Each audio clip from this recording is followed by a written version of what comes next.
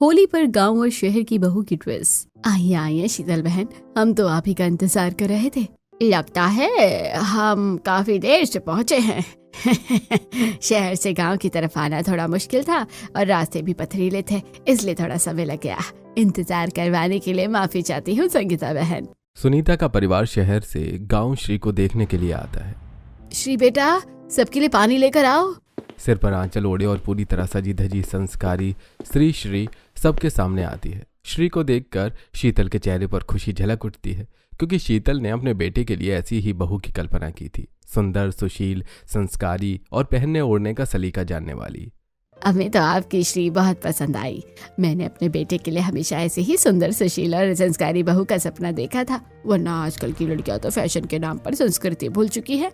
आज मेरी तलाश श्री के रूप में पूरी हो गई। अरे ये तो हमारा सौभाग्य है कि श्री आपके घर की बहू बनेगी। मैं चाहता हूँ कि जल्द से जल्द शादी की तारीख पक्की कर ली जाए। पंडित जी से कहकर किसी शुभ मुहूर्त का पता करवा लेते हैं। अरे भाग्यवान, जरा जल्दी से सबका मुंह मीठा कराइए, बहुत खुशी का मौका है। हाँ, मैं अभी मिठाई लेकर आती हूँ। इसी तरह सबकी रजामंदी से शिवांश और श्री का रिश्ता पक्का हो जाता है। दूसरी तरफ वरुण अपने ऑफिस में काम करने वाली काव्या को पसंद करता है। वरुण के घर में भी शादी की बातें शुरू हो जाती हैं। सुना है शिवांश का रिश्ता तय हो गया। मैं तो अब चाहती हूँ कि वरुण की भी जल्दी से जल्दी शादी हो जाए, ताकि मैं भी सुकून की सांस ले सकूं। हाँ, अब वरुण की भी शादी हो जानी चाहिए। उषा जी, आपकी नजर में कोई लड़की है या फिर किसी रिश्ते करवाने वाले से बात करिए। मम्मी पापा, मुझे आपसे एक बात करनी है। हाँ बेटा, कहो। मम्मी पापा, मैं अपने ऑफिस की काव्या को पसंद करता हूँ और उसी से शादी करना चाहता हूँ। मुझे उम्मीद है कि काव्या से मिलकर आप इनकार नहीं करेंगे। काव्या बहुत अच्छी, पढ़ी लिखी और मॉडर्न है। अगर तुम्हें काव्या पसंद है और उसके घर वाले भी शादी के लिए राजी हो तो हमें कोई दिक्कत नहीं। बताओ कब उसके घर चलना है रिश्ता लेकर। ओह मम्मी, थैंक यू, आप बहुत स्वीट हो। मुझे लगा था कि मुझे काव्या से शादी करने के लिए बहुत बड़ी जंग लड़नी पड़ेगी। तुम्हें पता है, मैंने और तुम्हारे पापा ने कभी तुम्हारी किसी बात को नजरअंदाज नहीं किया। शादी तो तुम्हारी जिंदगी का सबसे बड़ा फैसला है, ये भी तुम्हारी पसंद से ही होना चाहिए।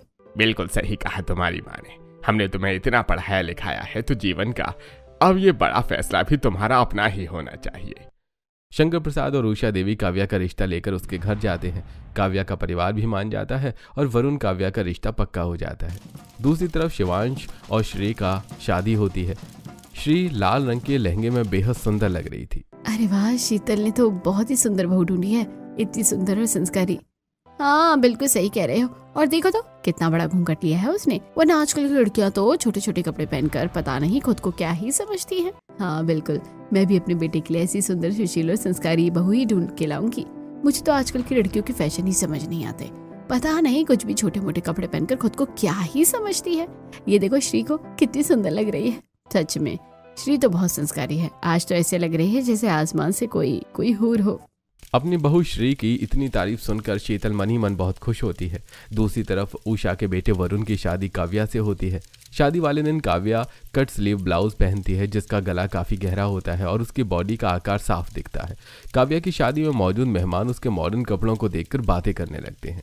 देखो तो ये उषा की बहू कितनी मॉडर्न बनी फिर रही है। शादी का लहंगा भी देखो कैसा पहना है, पूरी बॉडी दिख रही है।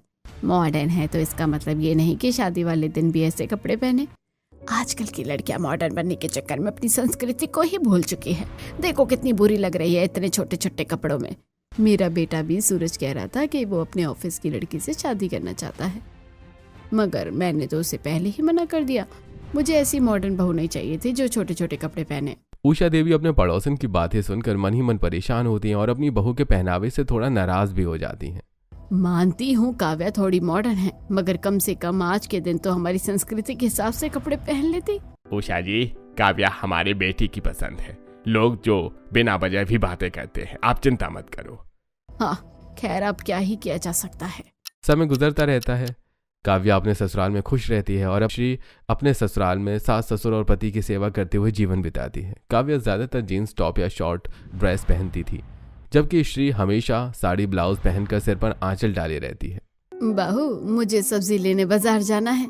माँ जी, मुझे भी कुछ जरूरी सामान लेना है, क्या मैं आपके साथ चल सकती हूँ? इसमें पूछने वाली कोई बात है, बिल्कुल चलो। उधर उषा देवी भी अपनी बहू काव्या के साथ बाजार आई हुई होती हैं। उषा और शीतल की गहरी दोस्ती है और दोनों पड़ोसन भी हैं। अरे उषा, कहाँ थी तुम इतने दिनों से? तुम तो मेरे बेटे शिवांश की शादी में भी नहीं आई। ये मेरी बहू है श्री, इसे मैं गाँव से भी आकर लाई हूँ। देखो कितनी सुंदर, संस्कारी और सुशील है। मैं अपने बेटे के लिए बिल्कुल ऐसी ही बहू चाहती थी और वो मुझे मिल गई। क्या बताओ शीतल, मेरे बेटे वरुण की भी शादी थी, इसलिए तुम्हारे बेटे की शादी में आना नहीं हो पाया।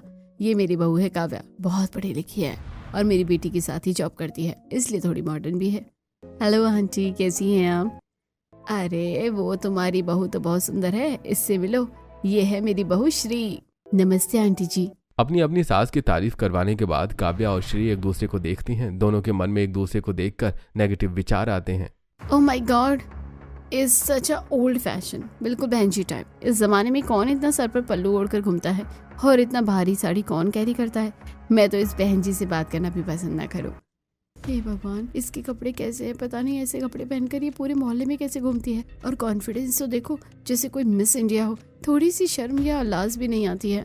उसी दिन श्री छत पर कपड़े सुखा रही थी, तभी वो देखती है कि काव्या बाजार जा रही है। मोहल्ले की कुछ लड़कियां और औरतें काव्या का मजाक उड़ाती हैं।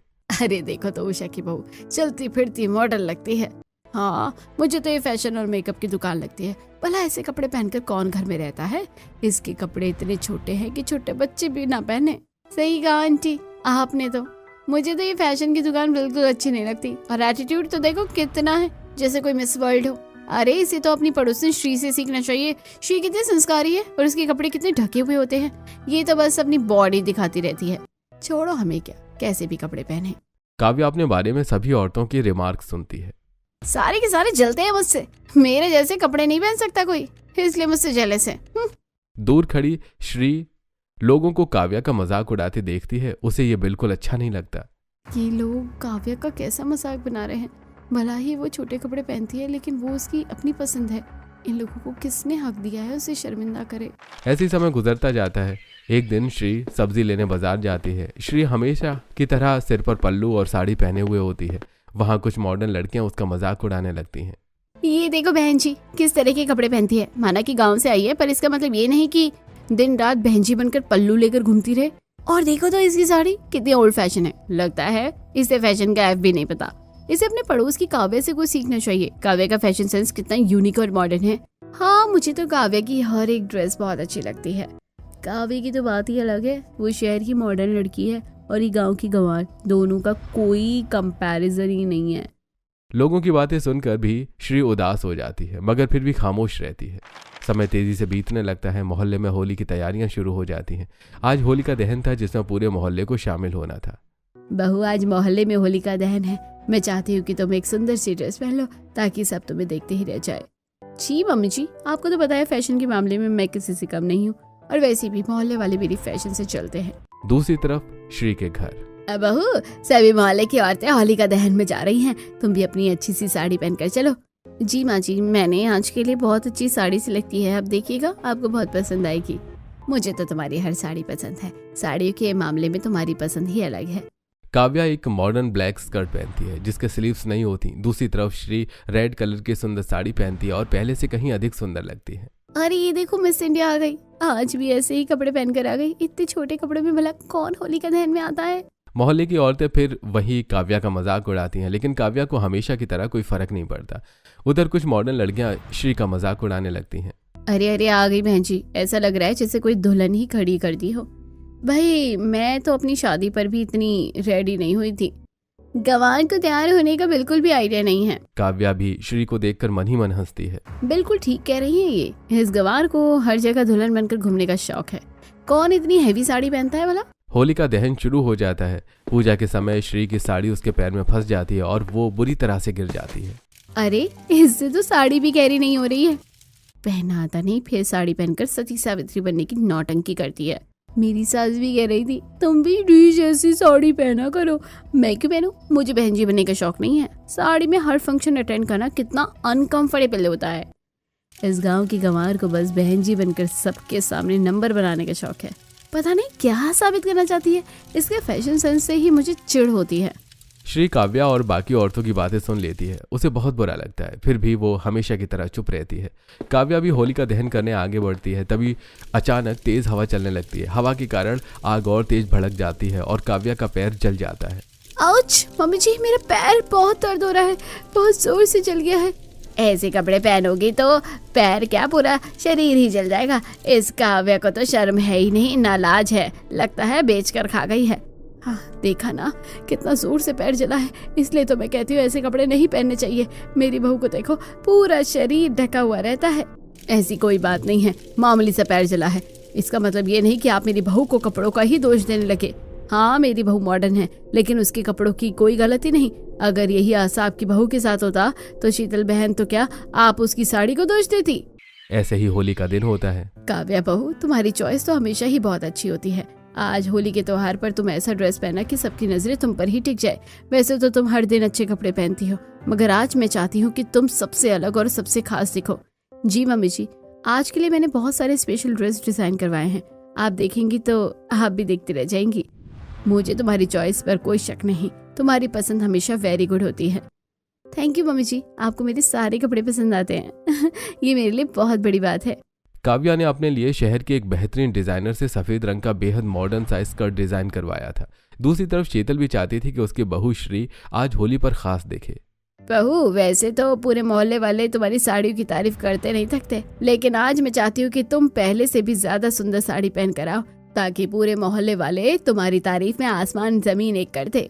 जी माँ जी, आप बिल्कुल परेशान ना हो, कुछ दिन पहले ही मैंने अपने लिए होली की स्पेशल साड़ी बनाई थी। देखिए माँ जी, ये साड़ी कैसी लग रही है। श्री अपनी साड़ी अपनी सास को दिखाती है। वो साड़ी उसने खुद अपने हाथों से डिजाइन की थी, बहुत सुंदर और अनोखी। बहू, साड़ी तुमने बहुत सुंदर डिजाइन करवाई है, पूरे मोहल्ले में ऐसी साड़ी किसी के पास नहीं होगी। अच्छा तुम जल्दी से तैयार हो जाओ, होली का त्योहार शुरू होने वाला है। काव्या सफेद रंग का डिजाइन ड्रेस पहनती है और उसके साथ मैचिंग ज्वेलरी डालकर तैयार हो जाती है। हमेशा की तरह उसका ड्रेस काफी छोटा था, उसकी पतली पतली टांगें साफ नजर आ रही थी, उसके टॉप की स्लीव्स भी नाम मात्र की थी। उषा अपनी बहू को देखकर खुश होती है। बहुत सुंदर लग रही हो बहू। अच्छा सुनो, पूरे मोहल्ले की सभी बहू बेटियां होली के लिए अपने अपने घर से कुछ पकवान बनाकर ला रही हैं। मैं चाहती हूँ कि तुम भी अपनी पसंद का कोई डिश बनवा लो। ओ मम्मी जी, इस फैंसी ड्रेस में मैं कैसे खाना बनाऊंगी? अगर मेरी व्हाइट आउटफिट को कुछ हो गया तो सब मुझ पर हंसेंगे, और वैसे भी इस आउटफिट में कुकिंग करने में बिल्कुल भी मैं कंफर्टेबल नहीं हूँ। ऐसा करती हूँ कुछ ऑनलाइन ऑर्डर कर देती हूँ, सबको पसंद भी आएगा और बात भी बनी रहेगी। हाँ तुम्हारा ड्रेस काफी महंगा लग रहा है, तुम ऐसा ही करो, ऑनलाइन खाना ऑर्डर कर दो। उधर श्री सफेद साड़ी में बेहद सुंदर दिखाई देती है। अपनी बहू को इतनी संस्कारी और सजी धजी साड़ी में देखकर शीतल हमेशा की तरह खुश हो जाती है। बहू, तुम इस साड़ी में इतनी सुंदर लग रही हो जैसे ये साड़ी खास तुम्हारे लिए बनी हो। माँ जी, ये साड़ी मैंने खुद डिजाइन की है। आपको तो पता है कपड़े सिलने का मुझे कितना शौक है। हाँ, मैं जानती हूँ कि तुम कितनी गुणी हो, कपड़े सिलने से लेकर खाना बनाने तक हर चीज में परफेक्ट हो, इसलिए तो तुम मेरी प्यारी बहू हो। ओहो माँ, क्या बात है, बस अपनी बहू की ही तारीफें कर रही हैं आप। आपका बेटा भी यहीं खड़ा है। अरे मेरी बहू लाखों में एक है, इसलिए उसकी तारीफ कर रही हूँ। अच्छा सुनो बहू, मोहल्ले वाले होली में अपने घर से बहुत अच्छे पकवान लेकर आ रहे हैं, मैं चाहती हूँ तुम 2-3 चीजें बना लो। जी माँ जी, जैसा आप कहें। मैं सोच रही हूँ दही बड़े, कचौड़ी, समोसे और मीठे में गुजिया और मालपुआ बना लेती हूँ। वाह बहू, ये तो बहुत अच्छी बात है, तुम जल्दी से बना लेना, होली शुरू होने वाली है। काव्या और श्री दोनों अपनी अपनी सास के साथ होली में पहुंचती हैं। होली का पंडाल बहुत खूबसूरती से सजा हुआ था। एक तरफ ठंडाई की स्टॉल थी, दूसरी तरफ गुजिया और स्नैक्स की ट्रेंडिंग होली सॉन्ग्स, और लोग झूम झूम कर नाच रहे थे। मम्मी जी देखिए कितना मजा आ रहा है, मैं भी जाकर होली खेलती हूँ। हाँ, इसमें पूछने वाली क्या बात है, जाओ एंजॉय करो। काव्या भीड़ में जाकर रंगों से होली खेलती है और सबके साथ नाचने लगती है। उधर श्री अपने हाथों से बनाए हुए व्यंजन सबको परोसती है, फिर बड़े प्यार से सबके चेहरे पर हल्का सा होली रंग लगाती है। मोहल्ले की सभी बुजुर्ग औरतें श्री को ढेरों दुआएं और आशीर्वाद देती हैं। अरे बहू, जुग जुग जियो, भगवान तुम्हें हमेशा खुश रखे। दूसरी तरफ काव्या सभी के साथ होली खेलते हुए मदहोश होकर डांस कर रही थी। तभी कुछ मनचले लड़के उसे देखते हैं और गाना गाने लगते हैं। आजा गोरी, तेरे बदन पर रंग दूं कलर। यार इसकी ड्रेस देख, कितनी हॉट लग रही है। लड़कों की बात सुनकर काव्या को लगता है कि वो उसकी तारीफ कर रहे हैं। मेरा फैशन सेंस ही ऐसा है, मैं हर किसी को अट्रैक्ट कर देती हूँ। तभी एक लड़का काव्या की कमर पर पिचकारी से रंग मार देता है। दूसरा लड़का उसका हाथ पकड़कर जबरदस्ती डांस करने लगता है। काव्या शहर की पढ़ी लिखी लड़की थी, उसे ये सब सिर्फ मजाक लग रहा था। उसे लगा कि ये सब लड़के जस्ट फॉर फन कर रहे हैं, लेकिन दूर खड़ी श्री ने उन लड़कों की गंदी नीयत पहचान ली थी। वो तुरंत काव्या के पास जाती है। काव्या, मुझे लगता है तुमने बहुत छोटे कपड़े पहन लिए हैं, तुम्हें मेरी शॉल ओढ़ लो, अपने आप को ढक लो। देखो ये लड़के तुम्हारे साथ कैसे मिसबिहेव कर रहे हैं। तुम क्या कर रही हो तुम? जैसी गवार हमारी शहरी मेंटेलिटी से कभी मैच नहीं कर सकती। ओ सॉरी, मैं तो भूल ही गई थी। तुम तो गांव से हो इसलिए तुम्हें नहीं पता होगा। हम शहर वाले होली इसी तरह ही मनाते हैं। काव्य, तुम समझ नहीं रही हो, इन लड़कों की नीयत ठीक नहीं लग रही है। प्लीज मेरी बात को समझो। श्री, तुम बहनची जैसे कपड़े पहनती हो, लेकिन आज मुझे तुम्हारी सोच भी उतनी ही बहनची वाली लग रही है। अगर ये लोग मुझे अनकंफर्टेबल करते तो मैं खुद दूर हो जाती, पर ये सब ऐसा नहीं है जैसे तुम लोग सोच रही हो। वरुण, जो काफी देर से अपनी पत्नी को इन लड़कों द्वारा छेड़ते हुए देख रहा था, वो गुस्से में वहां पहुंचता है। काव्या, श्री भाभी बिल्कुल सही कह रही थी। तुम्हें समझ में नहीं आ रहा ये लड़के कब से तुम्हें छेड़ रहे हैं और तुम इन्हें सबक सिखाने की बजाय उनके साथ डांस कर रही हो। जाओ जाकर ये मॉडर्न फिट ड्रेस उतारो, मुझे तुम इस ड्रेस में बिल्कुल अच्छी नहीं लग रही हो। ओके, कूल डाउन वरुण, मैं अभी जाकर चेंज करके आती हूँ। वरुण की बात सुनकर काव्या एक मॉडर्न सी लॉन्ग गाउन पहनकर दोबारा आती है, जिसकी स्लीव्स हमेशा की तरह नहीं थी। पड़ोसन सुनीता और शकुंतला काव्या और श्री दोनों को देखकर बातें करने लगती हैं। देखा तुमने, शीतल की बहू कितनी सुंदर लग रही है सफेद साड़ी में। मैंने सुना है वो साड़ी उसने खुद डिजाइन की है। अरे मतलब शीतल की बहू कोई डिजाइनर है? नहीं नहीं, वो मामूली सी दर्जी है, लेकिन देखो अपने लिए कितने अच्छे कपड़े डिजाइन करती है। और उधर इस काव्या को देखो, कुछ देर पहले मोहल्ले के लफंगे लड़के से भांग पीकर छेड़ रहे थे, पर इस काव्या को तो थोड़ी भी शर्म नहीं है। कैसे उन मर्दों के साथ कंधे से कंधा मिलाकर नाच रही थी। कपड़े पहनने में तो इसने बेशर्मी की सारी हदें पार कर दी है। हाँ संगीता बहन, क्या करे, जमाना ही ऐसा आ गया है। लोगों ने फैशन के नाम पर खुद को नंगा कर दिया है। जरा कुछ कहो तो आजकल की नस्ल हमें ही सुनाने लग जाती है और श्री जैसे संस्कारी लोगों का मजाक उड़ाया जाता है। मगर देखो तो श्री इस सफेद साड़ी में मानो आसमान से उतरी अप्सरा लग रही है। होली के अगले दिन भी पूरे मोहल्ले में काव्या और श्री की चर्चा चलती है। अरे यार, तुमने देखा नहीं, कल वो काव्या मॉडर्न सी वाइट स्कर्ट में कितनी हॉट लग रही थी। हाँ यार ये तो है, लेकिन अपनी श्री भी कम नहीं लग रही थी। हर तरफ दोनों के ही चर्चे चल रहे थे। हम लोग इतने तैयार होकर गए, किसी ने हमें देखा तक नहीं। सच कहूं तो दोनों अपनी अपनी जगह बहुत सुंदर लग रही थी, इसलिए हर कोई इनके बारे में बात कर रहा है। काव्या अपनी छत पर खड़ी रश्मि और नंदिनी की बातें सुनती है और खुश हो जाती है। दूसरी तरफ श्री भी अपने कमरे की खिड़की से अपनी और काव्या की तारीफें सुनकर मुस्कुराती है। इसी बीच मोहल्ले में होली की खुशी में फैंसी ड्रेस कंपटीशन का ऐलान होता है। सभी बहनें ध्यान दें, गंगानगर की सभी बहनों के लिए खुशखबरी है। होली के इस पावन अवसर पर मोहल्ले में फैंसी ड्रेस प्रतियोगिता का आयोजन किया जा रहा है। जो भी बहनें भाग लेना चाहती हैं अपना नाम लिखवा दें। ओह माय गॉड वरुण, आपने सुना मोहल्ले में फैंसी ड्रेस कंपटीशन है? तो मैं इसमें जरूर पार्टिसिपेट करूंगी। हाँ हाँ, तुम तो मॉडल ही हो और मेरे ख्याल से तुम ही इस कंपटीशन की विनर रहोगी। अब इतनी भी अच्छी नहीं हूँ मैं। हाँ मुझे पता है तुम इस काबिल हो। दूसरी तरफ श्री और शिवांश भी बातें कर रहे होते हैं। श्री, तुमने सुना मोहल्ले में बहुत बड़े लेवल पर फैंसी ड्रेस कंपटीशन हो रहा है, क्यों ना तुम भी अपनी डिजाइन की हुई साड़ियों का जलवा दिखाओ। आप भी कुछ भी कहते हैं, मैं कहाँ वॉक कर सकती हूँ। मेरी पत्नी किसी मॉडल से कम है क्या? हाँ, जब तुम इतना अच्छा खाना बना सकती हो, इतनी सुंदर साड़ियाँ डिजाइन कर सकती हो, तो कैट वॉक क्यों नहीं कर सकती? अब आप भी ना। बहू, शिवांश ठीक कह रहा है, तुम सब कुछ कर सकती हो। मैंने तुम्हारा नाम इस प्रतियोगिता में लिखवा दिया है, अब तुम भी तैयारी कर लो। पर माँ जी, मैं कैसे कर सकती हूँ? सब हो जाएगा, बस तुम तैयारी शुरू कर दो। काव्या और श्री दोनों जोर शोर से फैंसी ड्रेस कंपटीशन की तैयारी शुरू कर देती हैं। काव्या शहर के बड़े डिजाइनर से महंगी गाउन तैयार करवाती है। श्री अपनी ओर से एक सुंदर साड़ी डिजाइन करती है। काव्या अपनी डिजाइनर ड्रेस के लिए मैचिंग ज्वेलरी लेने मार्केट जाती है। तभी रास्ते में वही गाना गाने वाले मनचले लड़के फिर से उसका रास्ता रोक लेते हैं। अरे देखो, ये तो वही अलबेली छल छबीली जा रही है। यार क्या माल है, कितनी हॉट लग रही है। इसके कपड़े तो उफ, आग लगा देते हैं। ये क्या बेशर्मी है, अपने घर में कभी माँ बहन नहीं देखी क्या, जो मुझे न्यू छेड़ रहे हो? हाँ माँ बहन देखी है, बट वो तुम्हारी तरह हॉट ड्रेसेस नहीं पहनती है ना। सुनो दोनों, मैं तुम लोगों का बुरा हाल कर दूंगी। अरे तुम कुछ नहीं कर सकती, इस वक्त पूरा मोहल्ला व्यस्त है, सब लोग फैंसी ड्रेस कंपटीशन में लगे हुए हैं। दोपहर का समय था, इसीलिए पूरा मोहल्ला सुनसान था। काव्या उन मनचले लड़कों के इरादे देखकर परेशान हो चुकी थी। उसे समझ नहीं आ रहा था कि क्या करे। तभी वहां श्री पहुंच जाती है। ये क्या कर रहे हो तुम दोनों? ओह देखो, बहन जी भी आ गई। लगता है इसको भी सबक सिखाना पड़ेगा। अच्छा, मुझे सबक सिखाओगे? चलो मैं सबको बुलाती हूँ। श्री के डांटने पर दोनों लड़के दुम दबाकर भाग जाते हैं। काव्या, जो हमेशा श्री को गलत समझती थी, इस पल बहुत शर्मिंदा हो जाती है। सॉरी श्री, मैं हमेशा तुम्हें गलत समझती थी, खुलेआम तुम्हारा मजाक उड़ाया, लेकिन मुझे नहीं पता था तुम्हारा दिल इतना साफ है। तुम चाहती तो मेरी पिछली बेइज्जती का बदला ले सकती थी, मगर तुमने मुझे बचाकर मेरा दिल जीत लिया। ऐसी कोई बात नहीं है काव्या, बस थोड़ा संभल कर जाया करो। तुम्हारे कपड़ों में कोई बुराई नहीं है, लेकिन अगर तुम थोड़े ढंग के कपड़े पहनोगी तो और भी सुंदर लगोगी। शाम में फैंसी ड्रेस कंपटीशन था। काव्या खुशी खुशी अपने डिजाइनर ड्रेस आयरन कर रही थी, लेकिन गलती से ड्रेस जल जाता था। ओह माय गॉड, ये क्या हो गया? इतना महंगा डिजाइनर ड्रेस चल गया। अब मैं कंपटीशन में क्या पहनूंगी? इतनी शॉर्ट नोटिस पर कोई नया ड्रेस भी नहीं मिल पाएगा मुझे लगता है मैं पार्टिसिपेट नहीं कर पाऊंगी। उधर श्री अपनी छत पर कपड़े फैलाने आती है। सामने ही काव्या भी मौजूद होती है। श्री उसे परेशान देखकर बात करती है। क्या हुआ काव्या, तुम बहुत परेशान लग रही हो। क्या बताओ यार, मेरा इतना महंगा डिजाइनर ड्रेस आयरन करते वक्त जल गया। अरे ये तो बहुत बुरी बात है। अब लास्ट मोमेंट पर मैं कुछ नहीं कर सकती, सोचा है अपना नाम ही कटवा देती हूँ। अरे नहीं, ऐसा मत करो। मेरे पास एक सुंदर सी साड़ी है, मैंने जो खुद बनाई है, तुम चाहो तो वो साड़ी पहन सकती हो। आखिरकार काव्या श्री की डिजाइन की हुई साड़ी पहनने पर राजी हो जाती है, मगर काव्या फर्स्ट टाइम साड़ी पहन रही थी, इसलिए उसे साड़ी पहनने में दिक्कत होती है। तभी वो श्री के घर चली जाती है, मगर उधर श्री उसे थोड़ी परेशान दिखाई देती है। अरे श्री, क्या हुआ? तुम अभी तक तैयार नहीं हुई? क्या बताऊँ यार, जो ब्लाउज मैंने सिला था वो ज्यादा ही फिट हो गया। मेरे पास समय भी नहीं है कि मैं उसकी फिटिंग करा सकूं।